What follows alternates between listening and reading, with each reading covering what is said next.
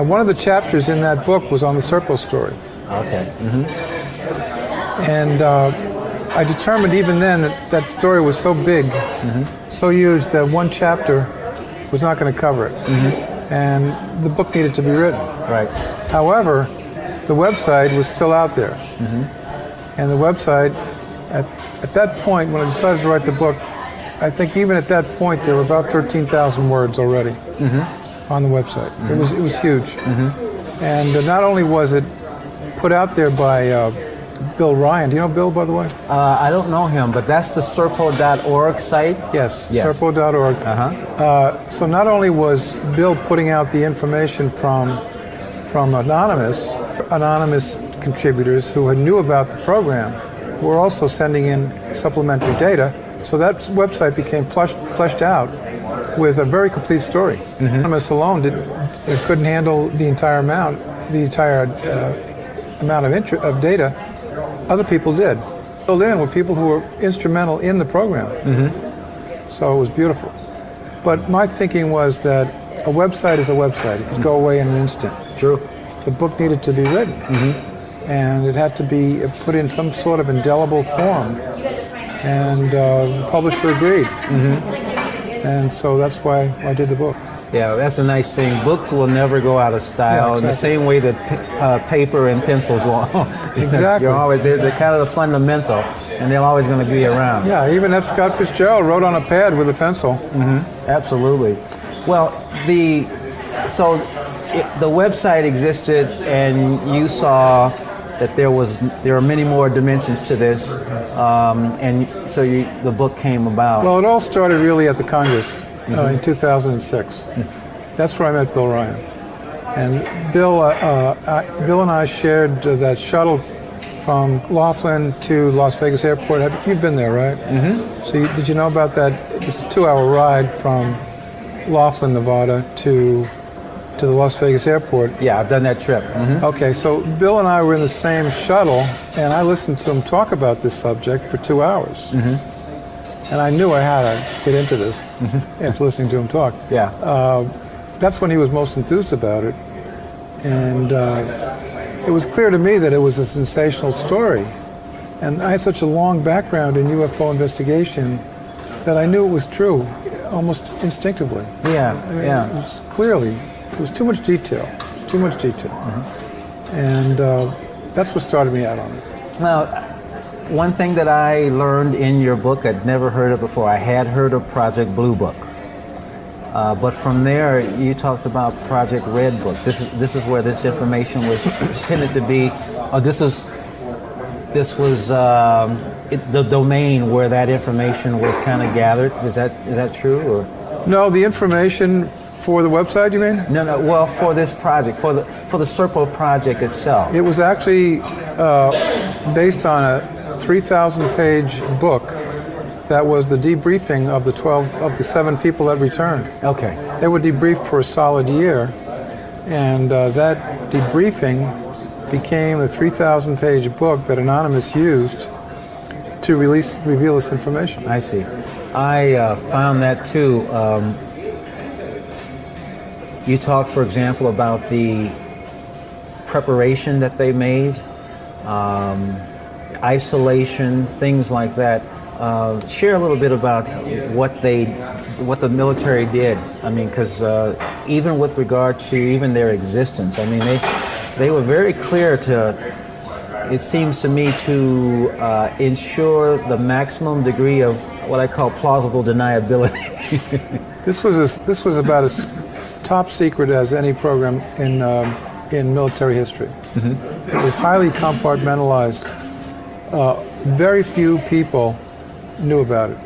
Only the very top people knew about it. And even people like Colonel Corso, who wrote the book in 1997 about the Roswell crash, he had no notion about any of this, and he was a colonel.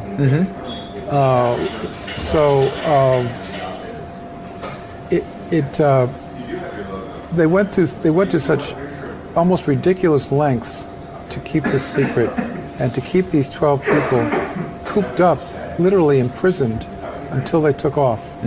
They literally had them imprisoned at Fort Leavenworth for the months prior to the journey. That's how secret it was. And their training took place at the CIA camp in Virginia, near Williamsburg. And that in itself was top secret, but they had their own top secret facility within what they call the farm near Williamsburg. So they were very, very, very intense on keeping this thing absolutely secret. And I want the listener, viewer to realize we're talking about in the 1960s. I mean, now they actually left in what, 65? 65. Okay, so, and the preparation went back several years before that. I mean, what was the time frame of the preparation? And of course, you also had the time frame of the, let's say, the inquiry and response to the invitation, for example. I mean, we're going back a few years. Yeah, so you have read my book, right? Yes, I have. Oh, so you know about the fact that it all started with Roswell. And that if it was because one alien survived the crash that made all this possible. And he remained alive for 5 years until the summer of 1952. And in that 5-year period, he was kept at Los Alamos. And they had learned to communicate with him, even though his language was bizarre. It was just like in the movie, it was tonal variations. At one point, the team commander said it sounded like high-pitched singing. That was his reaction. So they did manage to communicate with him, and it turned out that he had a communications device that was on the Roswell craft that he had used to communicate with his home planet. And for 5 years, while he remained alive, the scientists at Los Alamos tried very hard to get that to work. They couldn't. For some reason, they couldn't, until finally one of the scientists said, well, wait a minute, why don't we hook it back up to the power source on the craft itself, which was a very unusual power source, and see what happens. And they did, and it worked. Okay. So just prior to his death, because he died only a few months later, they were able to start sending messages to his home planet. And in that period of time, he sent 6 messages to his planet. We didn't know it was called Serpo at that point. And received replies. But the replies, of course, were to him. So he had to then interpret those replies to us. One of those messages suggested an exchange program. That was the fifth, of the 6 messages, that was the 5th. And according to what he told our military handlers, the answer came back, yes, 10 years from now. Okay. That would have been 1962. So our people thought that was a mistake. It didn't seem logical that he'd be planning 10 years in advance. Of course, you know, we didn't really understand it. But before they could clarify it, he died. So here's where the story gets a little cloudy, because the actual exchange program was not given the go-ahead until Kennedy became president in 1961. Right. He gave the go-ahead in 1962. So there was a void, or a gap, of 9 years between 1952, when he died, and 1962, when Kennedy said, go ahead with it.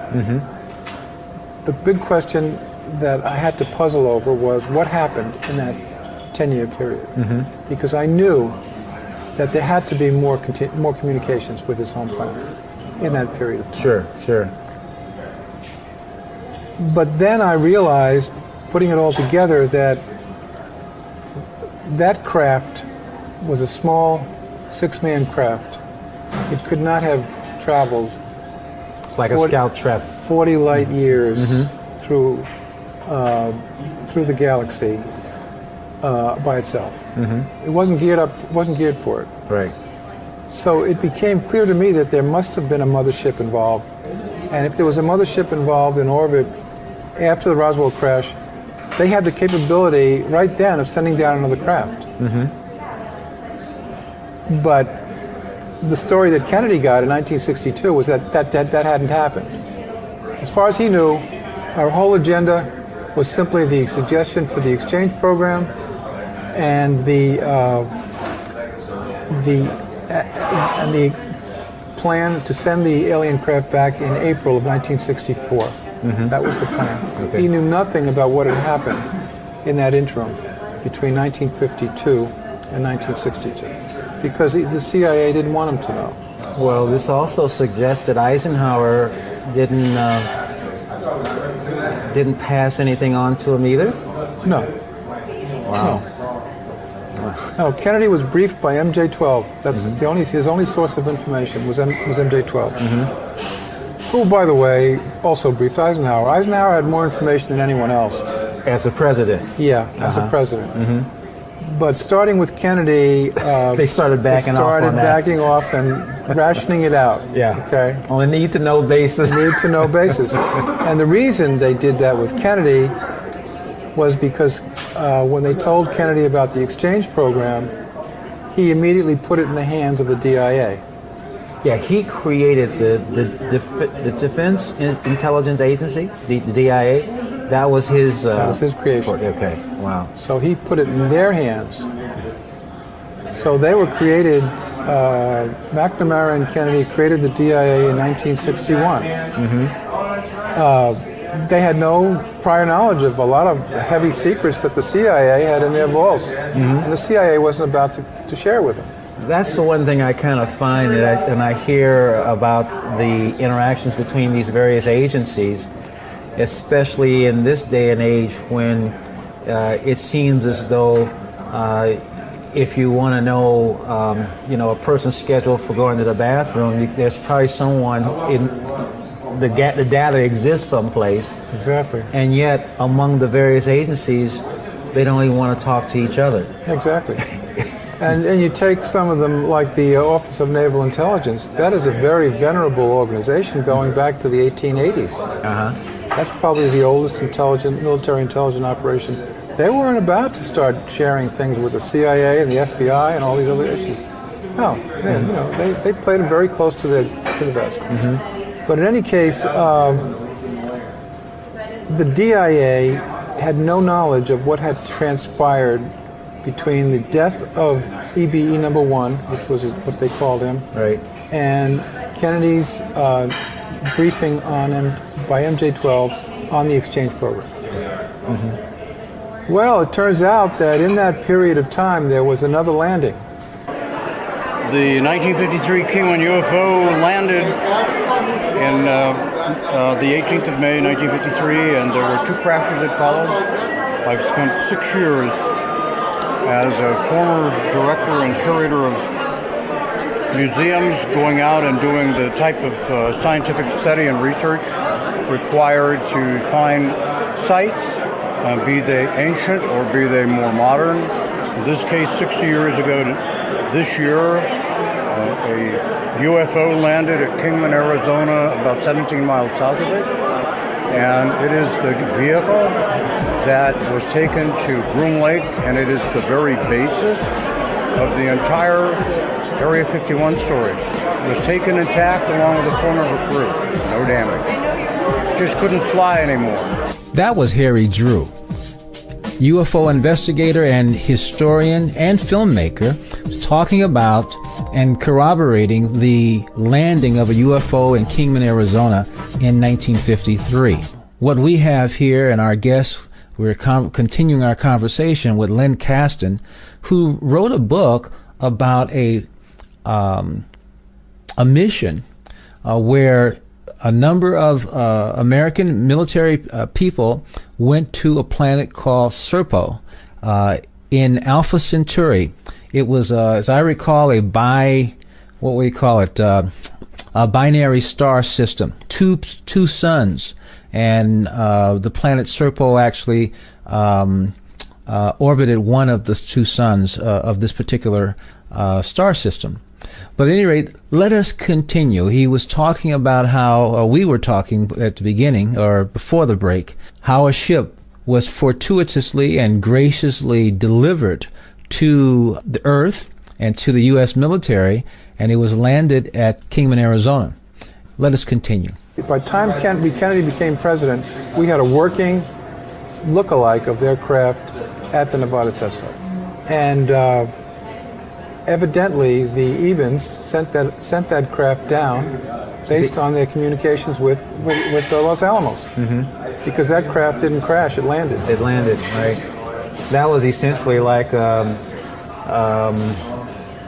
working... It was a gift. It's a working... It was a gift. A gift, yeah, huh? To our military, and I think it was... And a show of good faith and all these other things, too. Right. And that craft was really headed for the Nevada test site, which was about 200 miles further north than Kingman. But it went off course and landed in Kingman. They took it on a tank trailer to the Nevada test site. They got there right away. The Army was there in a matter of hours. So you have to ask, well, how did that happen? They crashed in the middle of the mountains of north of Kingman, the Serpo Mountains. How did they find it? They must have had the GPS location. They had to. I think so. That means that somebody got the information. So the alien craft probably sent the info back to Serpo. Yeah. Serpo sent it back to Los Alamos. Los Alamos said, send the tank trailer to this location and pick it up. Like what happened? Wow. Yeah, it's...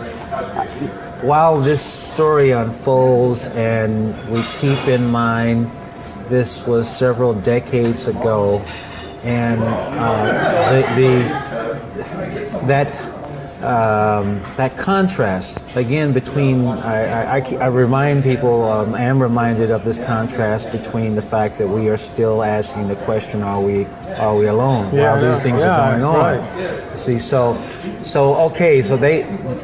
they have been interacting, and they did select these 12 people, correct?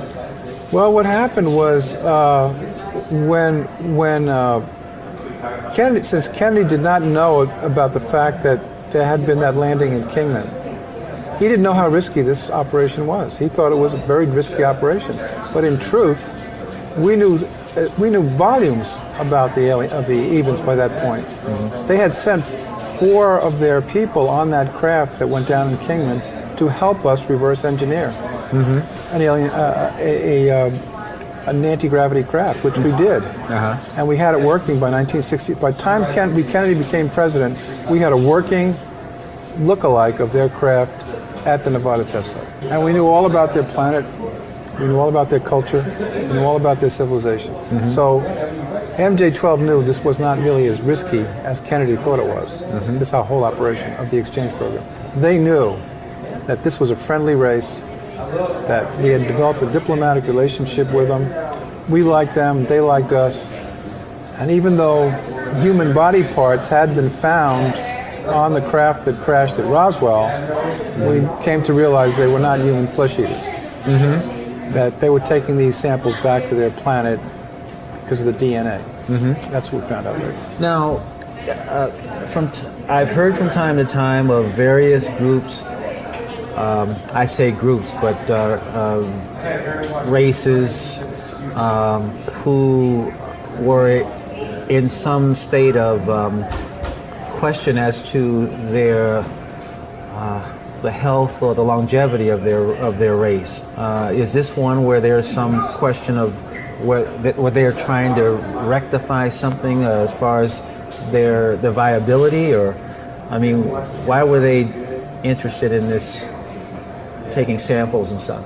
We found out when we got to Serpo that this race, which we now call the Evens, which was a very unimaginative designation, standing for extraterrestrial biological entity, the name stuck. They had been roaming throughout the galaxy for years, thousands of years, and gathering DNA and samples, and they had a very sophisticated bioengineering program, which we found out later. Okay. We at first thought it was something evil because they were creating monstrous-looking creatures. But then we came to realize that it was science to them, just science. Right. And so we knew that they would become our friends, and they did become our friends. I'm curious, and this is somewhat of a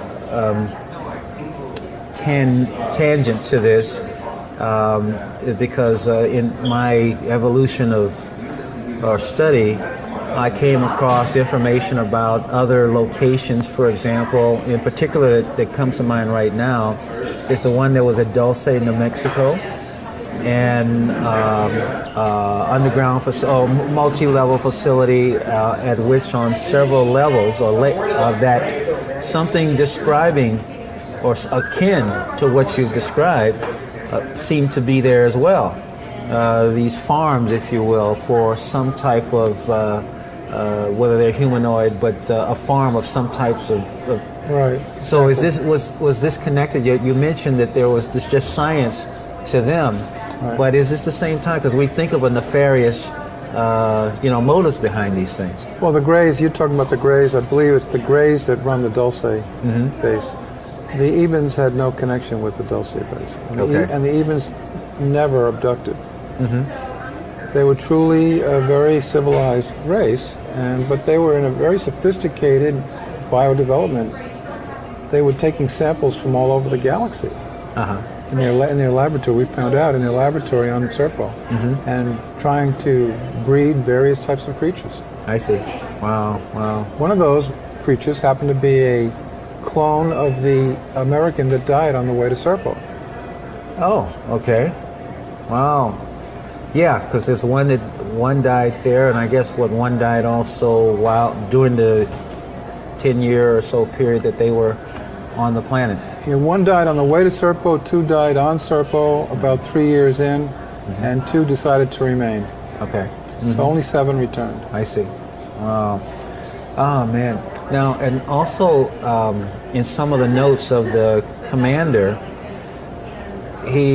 I recall him describing architecture, didn't have a road system like we are tending to have here. It was a lot more verdant, more greener, and what are your recollections? Well, actually, no. When they landed, they landed in the equatorial region of Serpo, which, by the way, that was hot. Very hot. It was like 100, I think it was 114 at one point. But they housed them underground, where it's cooler. So the 12 of them were housed underground. But that was the equatorial region. The entire population of Serpo was only 650,000. Wow. Entire population. Eventually, the Americans couldn't really stand the heat anymore, and they worked out an arrangement whereby they were housed closer to the North Pole of Serpo, where it was very green, very verdant, very cool, and they finished out their last 7 years up there. So it was very pleasant after that. Yeah. I'm realizing too that there was one other book that I came across called Beyond the Light Barrier by Elizabeth Clearer, and it's autobiographical. She's wrote her own stories from South Africa, but she went to another planet. In this case, it was I believe in Zeta Reticuli. That's where this was. Okay. Let's see. This is where my mixing up is. It could have been Alpha Centauri. So I know this is Zeta Reticuli. The other one was Alpha Centauri. It's about 4 light years away, and she literally fell in love. It's a love story. She fell in love with someone from Alpha Centauri and bore a child. And they took them both while she was pregnant, and he was born on Alpha Centauri, and she was there for about 9. I don't know if it was. She may have years or something like that, but she ended up coming back. It wasn't 9 years, but she came back, and the effects of those trips on her natural rhythms were such that her health, declined. But that's another thing too, where she wasn't attached to the idea of the body as much as we tend to define ourselves by. So death wasn't and neither was the. I can't recall the planet. It was a dual sun, though. I recall that a binary sun. And but that one was more verdant, as I recall. She described the homes. They were like multi-level, and they had like what were like heliports on the top when they didn't have helicopters. How did she get there? He had a scout ship that came to Earth. She was in South Africa. This was all in South Africa, and this is documented. And what year did it occur? This was, I believe, in the 70s sometime. Okay, and I have, in fact, there is on YouTube, there is one video of her talking about it herself after the fact. I mean, so I'll send you a link to it. It's really fascinating. And I read her book called Beyond the Light Barrier because in her case, in fact, I talked to Stanton Friedman about it. It didn't take light years. They had the ability to go superluminal. They went faster than light. You're listening to Talk for Food on webtalkradio.net, watching on the Adam Abraham channel here on YouTube. I'm Adam Abraham, and we are talking, I don't know, is truth stranger than fiction? Our guest is Lynn Kasten, author of The Secret Journey to Planet Serpo, a book that I read actually a couple of years ago. And Lynn, in fact, who is based here in Arizona, not too far from me. We were actually talking at a restaurant in Gilbert, Arizona. He came up and we set up the camera, and so that's the background noise. Let us continue. But what they did was to move, let's say when they leave the area of our solar system, they would accelerate up to light speed, but at a rate that did not disturb the space-time continuum. All right. Once they got up there without disturbing the entire space-time continuum, it was like instant. Okay. Then they get to a point outside of the planet they were going to, where they did a deceleration with the same thing in mind. So in all, I believe the trip was 9 months.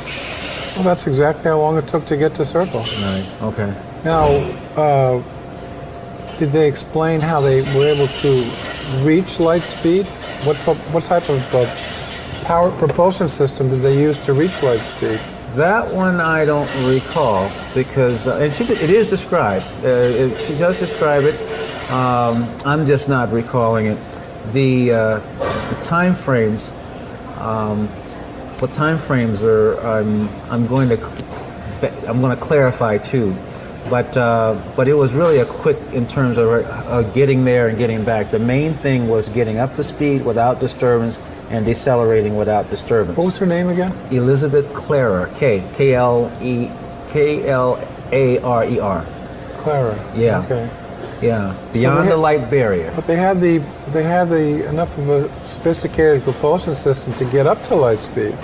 Was that antimatter, do you know? Well, I don't know if it was antimatter or if it was some form of gravitational, because you're also carrying there's a gravitational field as well. They were not dealing with G forces. Right. It wasn't a drag strip kind of a thing at all. Right, anti-gravity, yes. Yeah, anti-gravity. okay. Now, the Serpo ship did supposedly travel through wormholes. Okay. So that's a little different system than you're describing. Yeah. But they also were going to Zeta Reticuli, so it sounded like it perhaps could be the same planet. I mean, I don't know. It could. I'm going to double check because I don't know if Zeta Reticuli and Alpha Centauri or where they are in the scheme of things, but I know these are the two stories that I have read, or situations I'm aware of, where someone from this planet have been somewhere else. And in the case of Elizabeth Clara, she came back and talked about her and wrote about her experiences. Interesting. Okay, yeah. so it is this fascinating. happened after, in the 70s. That means it happened after the Serpo. Yeah, it happened afterwards. No, this happened before Serpo. In fact, she returned, this was in the early 1960s, before the journey to Serpo. I think it's 1963 she came back. The planet that they went to is called Meton, Meton. It is true also that the Ebens have come back here 9 times. This was all in South Africa, and she herself was a member of the RAF at one point. I mean, she was a pilot herself in England, but she moved back to South Africa, and like I said, she had an experience of seeing these ships, and one day, kind of following, her muse, she went to a certain place, and there was some kind of intuitive thing of just following her guidance, and it turns out he comes out. I mean, it's like I said, it's actually a romance story. Did she describe what they look like? Yeah, they were clearly humanoid. Oh, they were humanoid. Oh, yeah, these are definitely humanoid. These are, I don't know, blonde, blue-eyed. I mean, they were humanoid From looking. Zeta Reticuli. Could be from Alpha Centauri. Alpha Centauri, okay, yeah, yeah. Alpha Centauri. So I'll double-check the actual planet, but it's a binary star and 4 light years or so away from Earth. So I find that fascinating, too. Yeah, I'd like to get more information. Yeah, I'll be happy to. Sounds like it ties in a way. Yeah. But see, that's the thing, too, is that these subjects really ought to be discussed more. Yeah. Because here's my thing.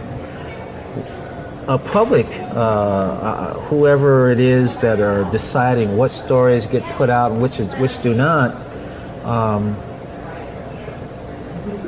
a certain part of the public is kind of waiting for that quote-unquote official notice that yes, this is happening, right. has occurred. There's a certain part of us or our population that wants that before they will quote-unquote believe. The problem is this, as I see it, is that by waiting, we don't begin the process of maturing. We don't get into the process of normalizing and expanding our view of life forms and interactions and stuff like that. I mean, of course, before you came, I kind of did an intro of what we were going to do or what we intended to do, and I said, from the standpoint of someone who might be from, we're talking about is there any intelligent life in the universe? As if we are, and on the other hand, someone who has the freedom to move around and look at the interactions, or I'd say the intramural dynamics here on Earth, and we'd ask, or I would be wondering, is there any intelligent life down there? Yeah, that's a legitimate question. Yeah. Yeah. So, but I do believe that when enough people, officially or unofficially, are just in understanding and agreement that, and knowing that this is a reality, we can begin the process of maturing ourselves in the sense that not to be ready to just simply freeze in terror or presume we're going to be eaten or presume this. These are the types of ideas that have been, in a way of speaking, predominant, in our media. Yeah, exactly. So in a lot of ways, we've been set up to have that shoot first and ask questions later mentality. Well, it's complicated by many other factors. The abduction scenario is now well established. Sure. So the first question is, why are they abducting us? And without our okay, without our acquiescence. Why are they taking us up in spaceships? Why are they creating a hybrid race, part human, part alien? How is the military connected with that? There are a lot of questions that would suggest that perhaps they have their own agenda, and that's a rather selfish agenda. They're not here to help us necessarily. Anonymous, who revealed this information on the Serpo story, said that we have been interacting with 9 other species. And you asked about the Red Book a little earlier. The Red Book is the book that we keep of all of our contacts with extraterrestrials. Okay. It goes back to 1947. It goes back as far as Roswell. And Anonymous, who revealed the Serpo story, has been the editor of the Red Book. Wow. It's been his job to sit down and brief sitting presidents on the Red Book and on the latest information in the Red Book. I see. So he's very high up there in the intelligence community. So he's obviously very well qualified to reveal this story. Sure. But that's the Red Book. Wow. And then again, I don't know what, I don't recall specifically what year it was, but fascinating again, that Blue Book, which was the public one that was in that area. Project Blue Book. Project Blue Book, Yeah. was essentially turned off, saying, well, there's nothing else there. Yeah, well, that was kind of a whitewash. Yeah. No, it was, yeah. Yeah. So that's part of the thing here. I think there's a lot of push and discussion about disclosure, and again, a desire for an official acknowledgement, and with all of the efforts to quash and otherwise prevent more unwanted disclosure from people like Edward Snowden, for example. It just appears that the well of information is very, very deep and wide relative to what they probably don't want to be. Yeah, well, according to Anonymous, we've been interacting with 9 other civilizations besides the Ebens, so it is quite deep and quite wide. Yes. Yeah. So let me ask you this, relative to, and this connects also to your first book, of some of the technologies that you have researched. What, if any, have you seen are part of what we're doing that's normal today that may have come through some of these activities and interactions? You know about Colonel Corso, right? Frank Corso? The Day After Roswell, that book that he wrote. Mm-hmm. It was his job to take the technological devices that were found at the Roswell crash site and seed them into American industry. Mm-hmm. Have you read his book? No, I have not. Oh, The Day After. Okay, The Day After Roswell. Okay. Now, he wrote that book in 1997, but actually he did his seeding operations in the 60s. His job was, given to him by his boss, General Trudeau, was to take these artifacts that were found at the Roswell crash disk and bring them to American industry so that they could study them and perhaps duplicate them and perhaps develop new technologies based on them. And according to Corso, out of that came Kevlar, night vision, semiconductors, and about 8 or 9 other breakthroughs. Semiconductor industry alone revolutionized the computer industry. That's true, yes. Now, that was all revealed in 1997 before Colonel Corso died. But up until that time, between the 60s and the 90s, he had kept it secret. He just gave it to American industry, and they developed patents based on those things. However, the Serpo astronauts, we can call them astronauts, came back in 1978 with amazing technological information, much beyond what Corso developed. The book is called Journey to Planet Serpo, a true story of interplanetary travel, and it's the publisher is Bear and Company, and I want you to think about this though. A generation ago, Americans traveling not only to planets other than the moon, beyond the moon, but beyond this solar system. I guess you could say beyond this, I don't know if it was this galaxy, but certainly this constellation. I think they are called constellations. And yet, we are getting this pablum that tells us that, we're still trying to get to the moon and get to Mars. And we're being presented all of these various ways when, in actuality, there are answers way beyond anything that we have been led to believe exists. There are cures for all of the things and all the ailments that we have thought they're still raising money for. They're still sucking money out of you for. And yet there already are answers, and those answers are actually not being made available to you and me. So you have to think about that the next time you see more information coming from the talking heads.